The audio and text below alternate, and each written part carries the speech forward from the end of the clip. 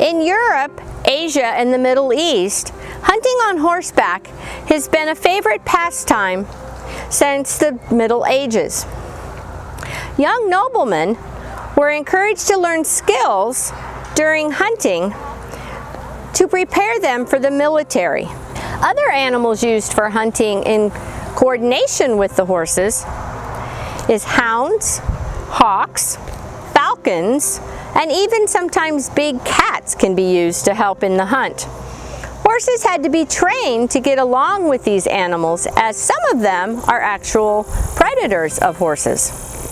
Draft breeds like Belgians and the Percherons are prized for their intelligence, ability to maneuver, and willingness to work, making them ideally suited for hunting if you're tall and can get up and down. So lots of times those crossbred ones that are shorter are used for hunting. They have two goals in being used as pack animals for hunting. One is to bring supplies in, and two is to bring the animals that have been hunted, the big game, out. Most horseback hunting occurs out in the west, and that's where the mountains can be difficult to maneuver. So getting a vehicle in would be very difficult. So they use horses. Of all of the big western game species, elk are the best suited for horseback hunting. Elk typically live in very thick wooded areas. So it is important that the horses are able to maneuver in that type of landscape. Horses also see very well at night. They have great night vision. And that is important because when hunting big game, you must leave before daylight, because you want to get to where they go, where they end up, the elk or any other big game. You want to already be in place before they get to the spot. So they leave way before daylight, and once they get there, then they have to wait for that big game to get there. Horses are very agile in the dark, and you must rely on that horse to get you safely to where you want to go.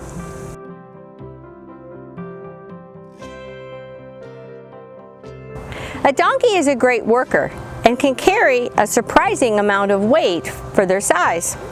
They are not common on farms because of their short stature, and they are not ideal for plowing or pulling a wagon, but they are great pack animals.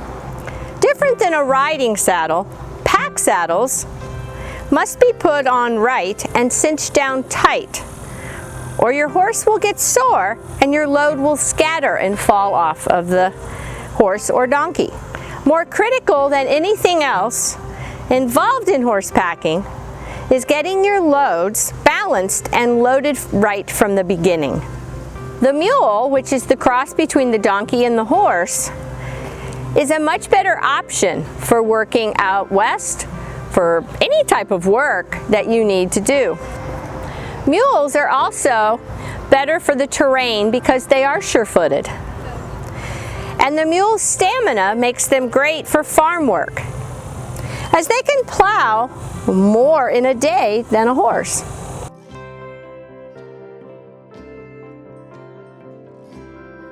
Horses were used to pull stagecoaches. The same idea as the Pony Express was used. They had stations that they stopped at and changed the horses. They were one of the first forms of organized transportation and originated in the 1600s in Great Britain. The coach would travel between stops called stages, at which passengers could obtain food and drink, and the 4 to 6 horses that pulled the stagecoach were exchanged for fresh horses. Each stage stop was 10 to 15 miles apart. That meant that the horse pulled the stagecoach for about 2 to 3 hour shift, and they could travel much faster than any other vehicle moving out west. The oxen couldn't go as fast as the horses, so they used those horses, and that's why many of the Indians would attack the stagecoaches. They would take what was on the stagecoach and they would take the horses, and that added to the herd that the Indians had to ride. The stagecoaches were mostly of lightweight material, and they were very top-heavy. So they had a tendency to fall over.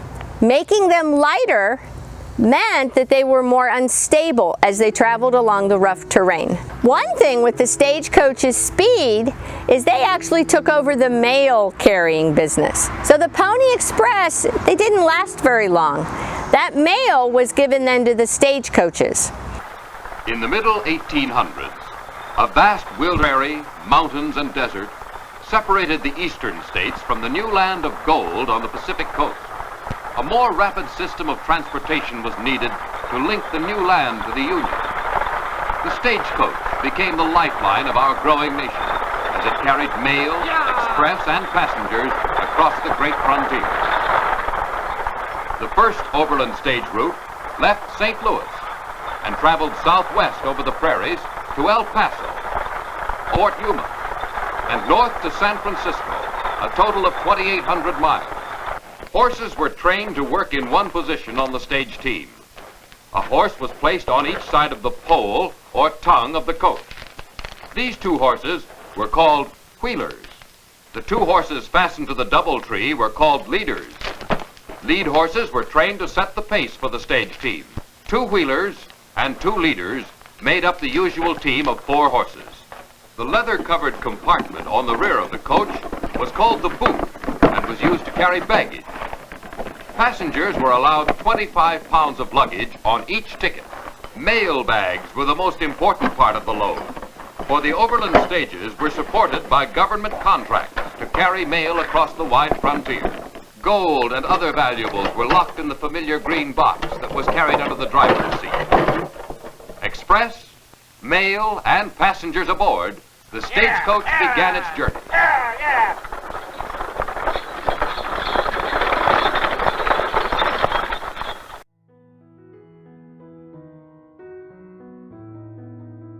When working on the farm, draft animals were the most common of the horses.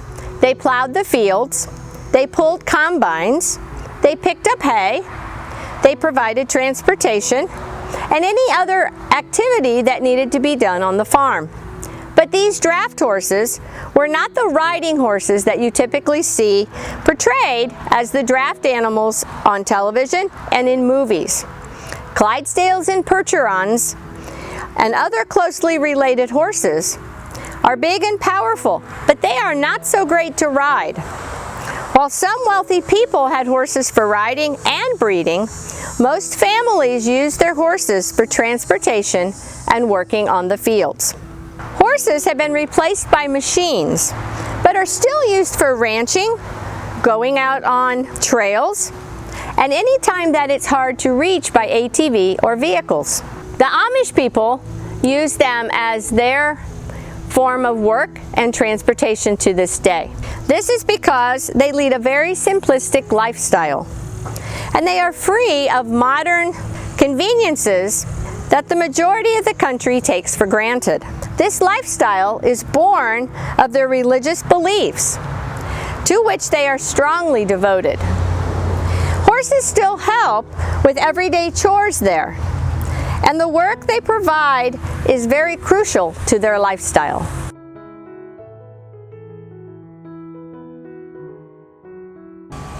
Have you ever wondered why we mount horses from the left side? It goes all the way back to the military.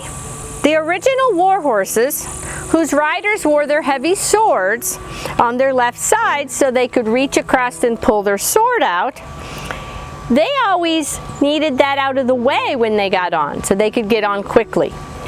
They would grab chunks of mane and jump on, and that kept the sword out of their legs swinging over the horse.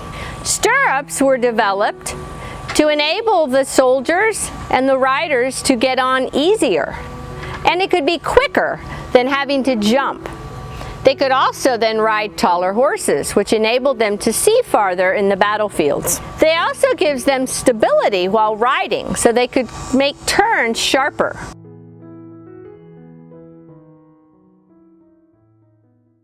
In the compound, a good old limber up keeps them in good trim. And what better opportunity for a bit of bareback riding? Men and horses love it.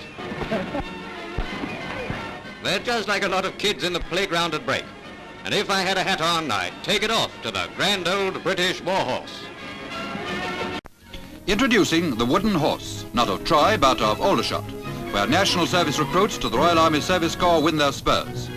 The horses are used to teach them harnessing, mounting and correct riding positions under the eye of Sergeant Wells. The course lasts 14 weeks, and for the first 4, they're not allowed near a rail horse. So for the time being, it's boot, saddle to horse and stay put.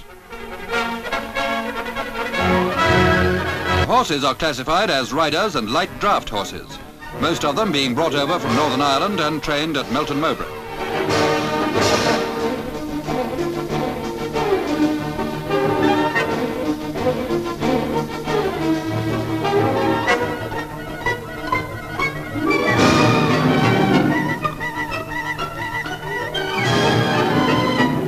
If you're thinking of changing horses in midstream, this is the way to do it.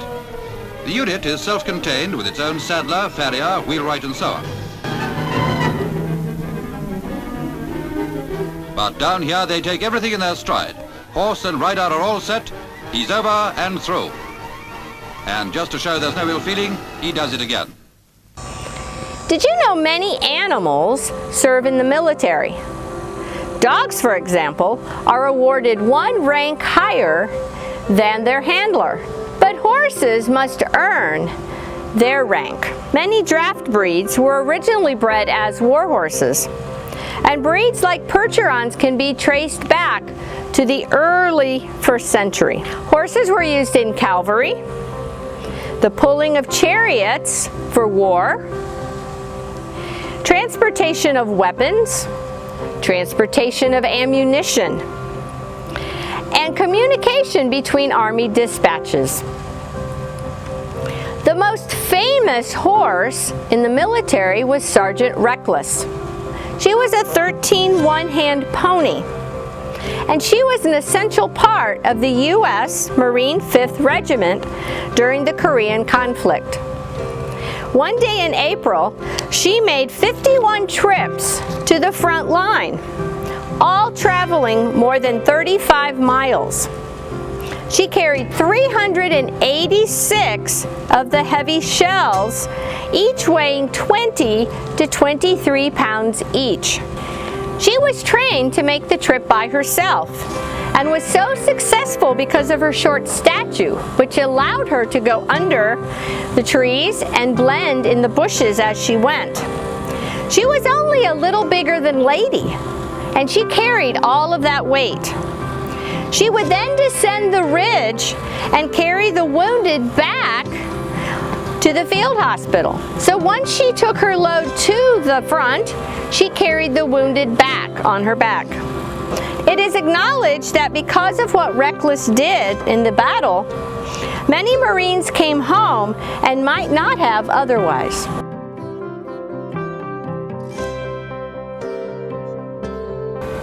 Horses can move large herds of cattle from one area to another. The range horse, a horse that lives on the range, is an extremely hardy horse. They have been bred to withstand the elements, the weather. It must endure extreme heat, sandstorms, severe thunderstorms, freezing cold nights, and rough terrain. They work long, hard hours and cannot become muscle sore or lame because they are crucial to the moving of the herds. The herdsman relies on their horse being able to go the distance and complete the task at hand. A horse that becomes lame is a liability to the cowboy and to the horse. The cowboy will be forced to walk if the horse becomes lame, and he and his horse will be left behind while the rest of the herd and cowboys move along to the destination. They will have to compensate for the lack of one cowboy.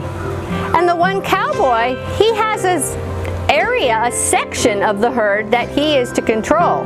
So all the other cowboys and horses must work harder. They run the risk of losing the herd if they lose their cowboys.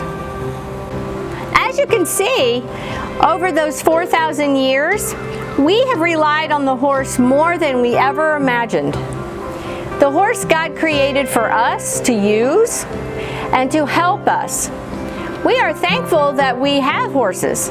They give us much pleasure and they help us to accomplish the things we need to accomplish.